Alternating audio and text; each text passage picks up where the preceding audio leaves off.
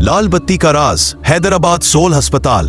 हैदराबाद का सोल अस्पताल, जिसे इलाके में लाल बत्ती भी कहा जाता था, अपनी पुरानी इमारतों और रात के सन्नाटे की वजह से एक अजीब सा खौफ लिए हुए था।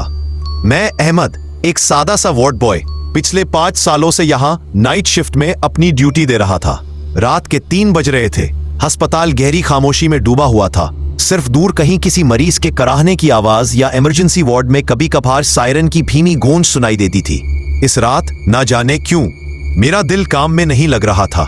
मेरा जहन बेचैन था, जैसे कोई गैर मरी कुव्वत मुझे अस्पताल के अंदरूनी हिस्सों से बाहर निकलने पर मजबूर कर रही हो।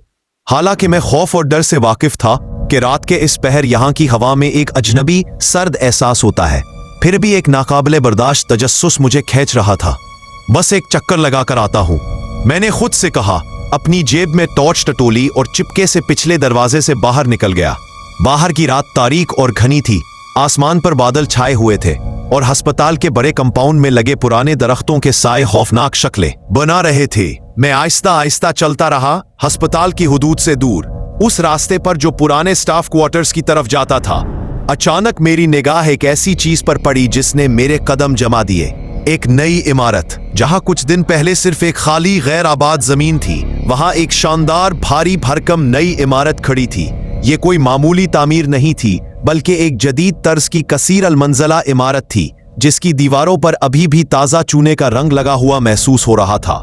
मगर ये कैसे मुमकिन था? इतनी बड़ी इमारत रातों रात कैसे बन गई? दिन में तो यहाँ कोई काम नहीं हुआ था, मैं यकीन से कह सकता था। मेरे दिल की धड़कन तेज हो गई। खौफ और हैरत की एक मिली जुली लहर मेरे पूरे जिस्म में दौड़ गई। ये इमारत कैसी है? क्या ये कोई नई तौसी है जिसके बारे में स्टाफ को बताया नहीं गया? मगर रात के 3 बजे और इस खामोशी में, कांच की रोशनी में, मैं इमारत के करीब गया। बाहर कोई चौकीदार नहीं था और इसके मरकजी दरवाजे हैरत अंगेज तौर पर खुले थे। अंदर से कोई रोशनी नहीं आ रही थी, लेकिन दरवाजे की दहलीज से एक अजीब बासी और मीठी बू आ रही थी, जैसे पुराने फूल या मुरझाई हुई खुशबू हो। ये क्या राज है? मेरा तजस्सुस मेरे खौफ पर हावी हो गया। मैंने एक लंबी सांस ली और दिल में अल्लाह का नाम लेकर इमारत के अंदर कदम रखा। अंदर गहरी तारीकी थी और मेरे टॉर्च की पतली रोशनी किसी चीज को छूकर फौरन गुम हो जाती थी। पहली मंजिल का हॉल बिल्कुल खाली था, लेकिन हवा में वो अजीब नाखुशगवार और मीठी बू पहले से ज्यादा तेज थी।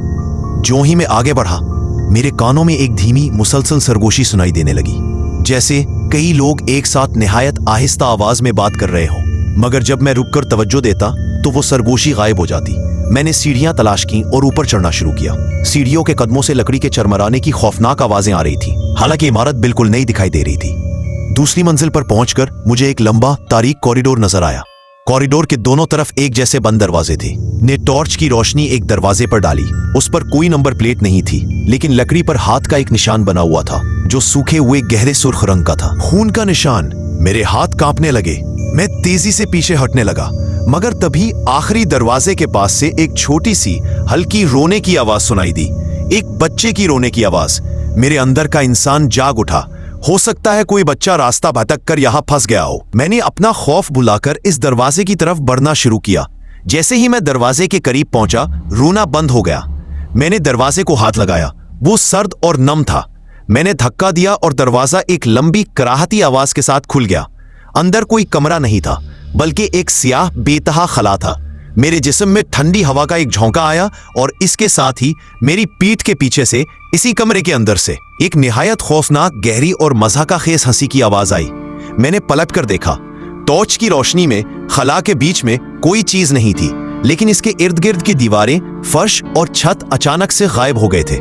मैं एक ऐसी जगह पर खड़ा था जहां ना अस्पताल था, ना कोई इमारत, बस एक लामतनाई स्याही और इसमें तैरती हुई, मुस्कुराती हुई सफेद धुंधली शक्लें थीं। उनके चेहरे नहीं थे, बस आंखों की जगह गहरे शगाफ थे जहां से ठंडी रोशनी खारिज हो रही थी। उन तमाम शक्लों ने एक साथ सरगोशी शुरू कर दी। आ गए, तुम भी आ गए। उनके अल्फाज बेमानी थे, मगर उनकी गूंज मेरे दिमाग की हड्डियों में उतर रही थी। मुझे महसूस हुआ कि कोई चीज मेरे पांव को जकड़ रही है। मैंने नीचे देखा।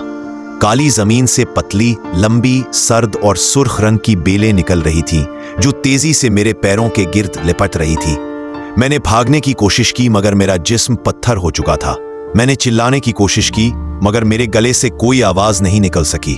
मैंने टॉर्च को खोल दिया, छोड़ दिया, जो जमीन पर गिरकर एक कोने में रोशनी का एक दायरा बना रहा था। आखिरी चीज जो मुझे याद है वो उन सफेद शक्लों का मेरे गिर्द तेजी से घूमना था और उनकी हंसी जो अब एक खौफनाक चीख में बदल चुकी थी। उसके बाद सब कुछ काली खौफनाक खामोशी में डूब गया।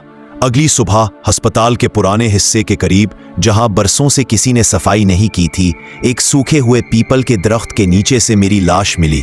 लाश पर बज़ाहिर कोई जख्म नहीं था, लेकिन मेरे चेहरे पर खौफ के ऐसे तासरात थे जो किसी जिंदा इंसान ने नहीं देखे थे। लेकिन बात तो ये है, कहानी कौन बता रहा है? आप सोच सकते हैं कि वो मैं उस वक्त आपके पास ही हो। मैं आपकी आज रात नींद छीन लूंगा। और इससे आगे सुनो, इस इमारत का कोई निशान नहीं था। वो जमीन बिल्कुल साफ और खाली थी, जैसी एक दिन पहले थी। अस्पताल के स्टाफ ने इसे हादसाती मौत करार दिया या फिर रात की ड्यूटी के तनाव से पागल हो जाना। लेकिन मेरा दिल जानता था, और अगर मेरा दिल बोल सकता तो वो बताता कि मैंने लाल बत्ती अस्पताल के इस गैर मरी हिस्से में कदम रख दिया था, जो सिर्फ रात के तारीक तरीन पहर में जाहिर होता है। और वहाँ सिर्फ नई इमारतें नहीं बनती, वहाँ लोगों के खौफ की कब्रें तैयार होती हैं। लाल बत्ती का राज लाल रंग में डूब चुका था। क्या आप इस अस्पताल के किसी और मरीज या स्टाफ की कहानी सुनना चाहेंगे?